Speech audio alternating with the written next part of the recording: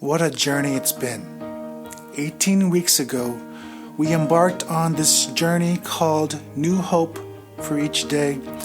And obviously, we didn't put out videos each and every day, but every week, our Next Gen Council, including myself, along with a few special guests, each made videos aiming to bring us back to what the Word of God says to us during this strange time that we're in. 2020 was a year filled with hopelessness. But our reminder from the Word of God is that our hope was never meant to be found in this world and in any particular year anyway. Our hope for every day, for every week, every month, every year, and forevermore is in Christ alone. 1 Timothy chapter 4, verse 8 to 10 says, For physical training is of some value, but godliness has value for all things, holding promise for both the present life and the life to come. This is a trustworthy saying and deserves full acceptance. That is why we labor and strive, because we have put our hope in the living God, who is the Savior of all people, and especially those who believe. During this pandemic, I lost approximately 30 pounds. Hallelujah, right? But I probably gained some of that back during the last couple of months. But 2020 was a year that many of us worked on our physical bodies, improving our physical health. But the thing that matters most, more than our physical health, is our spiritual health. That is why verse 8 says that physical training is of some value, but godliness has value for all things. It holds promise for our life here on earth, but also for what comes after.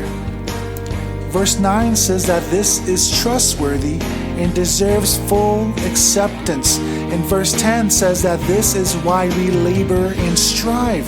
This is why we do what we do. It's because we put all of our hope in the living God, who is the Savior of all people.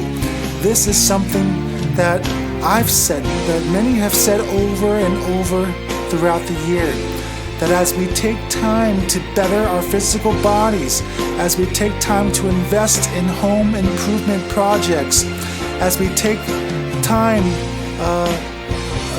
improving our relationships with others and with our families, we need to even more focus on improving our spiritual health.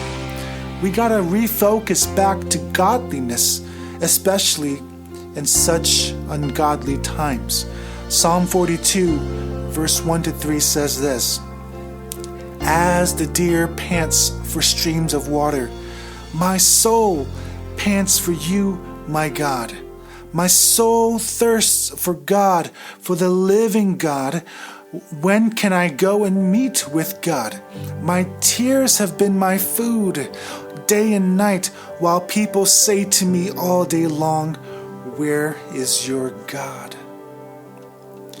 All the world is looking at us, looking at the church, and they're asking, where is your God?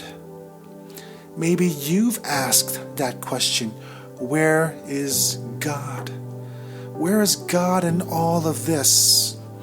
Where is God in this pandemic while people are getting sick still and while people are dying? Where is God? Where is God in politics? Does God side with Republicans or Democrats? Where is God in the midst of social injustice? Do Black Lives matter to God? Does God have a racial preference? Does God have a theological preference, a doctrinal preference? Where is God? And Psalm 42 mentions this deer panting and yearning for streams of water, and we are to long and to yearn for God in this very way.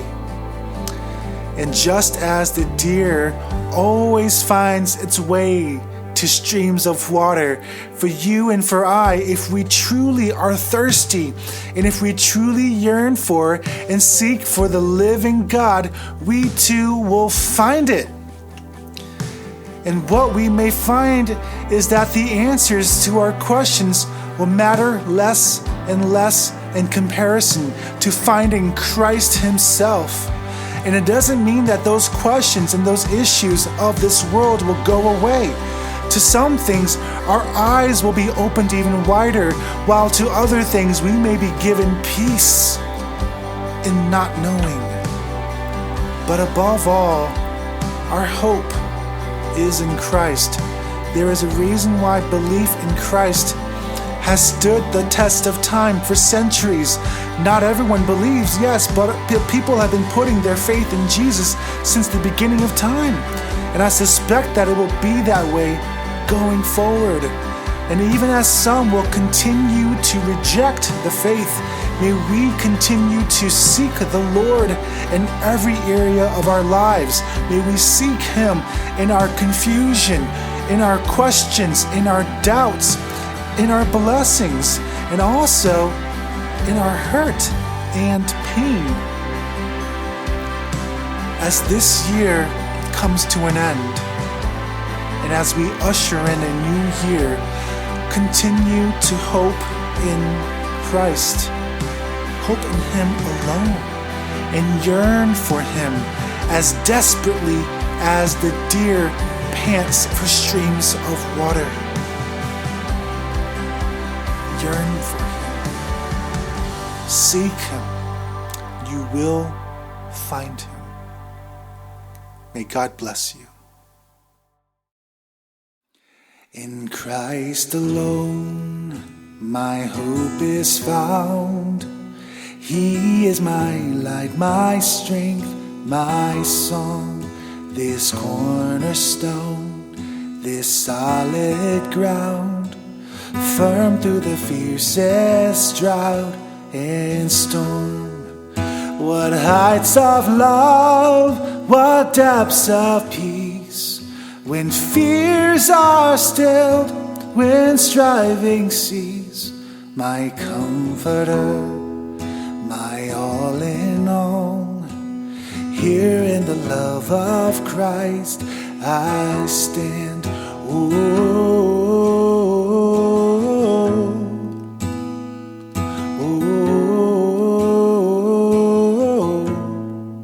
There in the ground His body lay, light of the world by darkness slain, then bursting forth in glorious day, up from the grave He rose again. And as He stands in victory, since curse has lost its grip on me, for I am His and He is mine, bought with the precious blood of Christ.